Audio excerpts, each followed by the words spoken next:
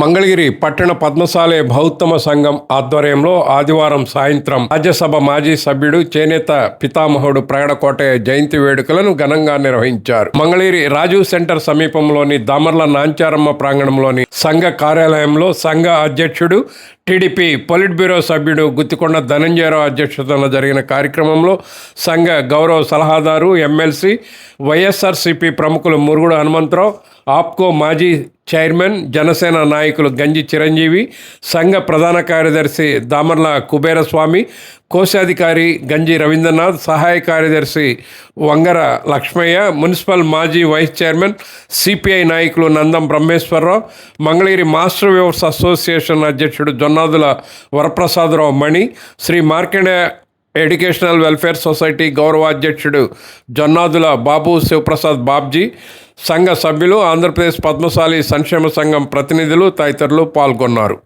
తొలుత కీర్తిశేషులు ప్రగడకోటయ్య చిత్రపటానికి పూలమాలలు వేసి ఘనంగా నివాళులు అర్పించారు. అనంతరం చేనేత రంగానికి ప్రగడకోటయ్య అందించిన విశిష్ట సేవలను మననం చేసుకున్నారు.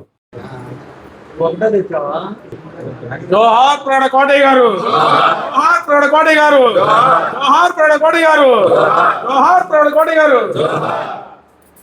చేనేత సూర్యుడు ప్రగడకోటయ్య గారు, చేనేత సూర్యుడు ప్రగడకోటయ్య గారు, చేనేత సూర్యుడు ప్రగడకోటయ్య గారు, ప్రగడకోటయ్య గారు.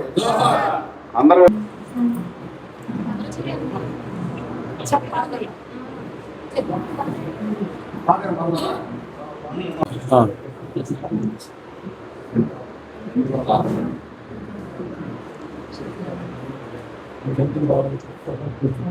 రండి, నీళ్ళు కూడా ఇక్కడే ఉన్నాడు. రండి,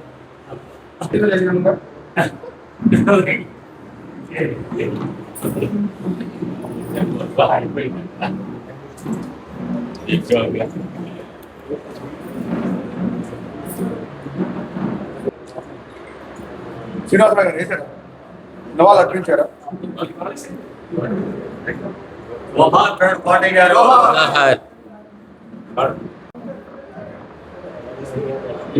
స్వర్గీయ ప్రగడకోటయ్య గారి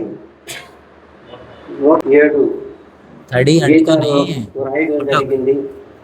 కుబేర స్వామి గారి సలహాతో మరి తాతారావు గారు ఉంటే అర్థవంతంగా పాడి మిమ్మల్ని అందరినీ మెప్పించేవాడు. మీ ప్రగడకోటయ్యా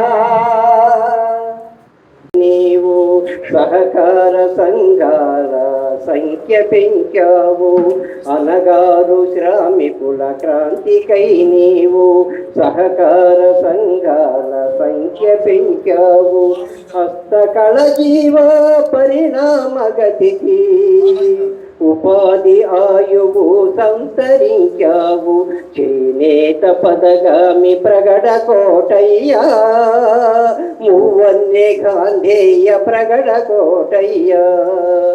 తరతరాల వృత్తి పని కొరత బడితే నేతన్న దైన్యముతో వలస బాట పడితే ఛిద్రమైపోతుంది చేనేత రంగమని, ఛిద్రమైపోతుంది చేనేత రంగమని సమరాల పెంచావు సంఘటిత చేతన, చేనేత పదగామి ప్రగడకోటయ్యా, మూవన్నె గాంధేయ ప్రగడకోటయ్యా. చేనేత కార్మికులు కళాకారుల ప్రయోజనాల కోసం ఆయన జీవితాన్ని మొత్తం కూడా త్యాగం చేశాడు, అర్పించాడు కూడా. చనిపోయేంత వరకు కూడా చేనేత కోసమే పోరాడినటువంటి మహానుభావుడు. ఉమ్మడి మద్రాసు రాష్ట్రంలో పోరాటం ప్రారంభించి దాదాపు 75 రోజులు నిరాహార చేసినటువంటి మహానుభావుడు. చరిత్ర ఆయన చరిత్ర చాలా గొప్పగా ఉంది. ఆయన ఎన్ని కష్టాలు పడ్డాడో ఆయన కోసం కాదు, ఆయన మొత్తం జీవితం అంతా కూడా ఈ చేనేత వాళ్ళ కోసం. ఆనాడు ఉండేటటువంటి పరిస్థితి ఏంటంటే మనం కొన్ని విషయాలు మాట్లాడుకోవాలి. వ్యవసాయ కార్మికుల తర్వాత పరిశ్రమ చేనేత పరిశ్రమ. ఈ చేనేత పరిశ్రమ ఈ కుటుంబం మొత్తం పనిచేసినా కూడా పెంతానికి సరిపోయేటటువంటి పరిస్థితులు లేవు. వాళ్ళు సొంతంగా బట్ట తయారు చేసుకోవాలి అంటే నూలు దొరికేది కాదు, రంగులు దొరికేవి కాదు, ఒకళ్ళు చేసే పని కాదు.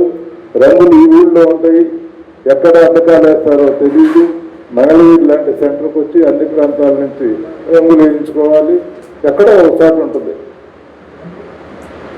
తర్వాత నూలు ఆంధ్రప్రదేశ్లో ఎక్కడా తయారయ్యేది కాదు, మద్రాసు రాష్ట్రంలో మిల్లు. చిరప నూలు తయారు చేయడం కోసం కూడా పోరాటం చేశాడు ఆయన. అంతకుముందు అన్ని కోర్స్ తయారయ్యాయి మిల్లులకి. ఎన్ని కష్టాలు, అసలు మామూలు కష్టాలు కాదు, ప్రతి కష్టానికి పోరాటమే. పోరాటం అంటే ప్రతిదీ మరి ఎప్పుడు కూడా ప్రభుత్వాల్లో ఆ పార్టీలో ఉండి ఆ పార్టీతో, ఎందుకంటే మొత్తం కాంగ్రెస్ పార్టీ పరిపాలన చేస్తుంది, ఆ పార్టీలో ఉండి ఆ పార్టీలోనే పోరాటం పరిశ్రమ కోసం, కార్మికుల కోసం చేసినటువంటి ఎప్పుడు ప్రతిరోజు అలాంటి కార్యక్రమాన్ని తీసుకున్నాడు ఆయన.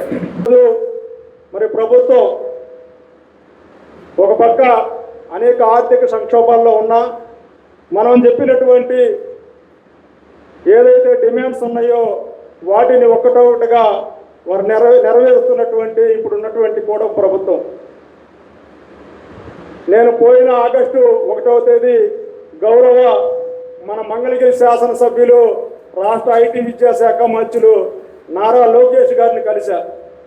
ఆ రోజు అప్పటికి జాతీయ చేనేత దినోత్సవం 6 రోజులు ఉంది.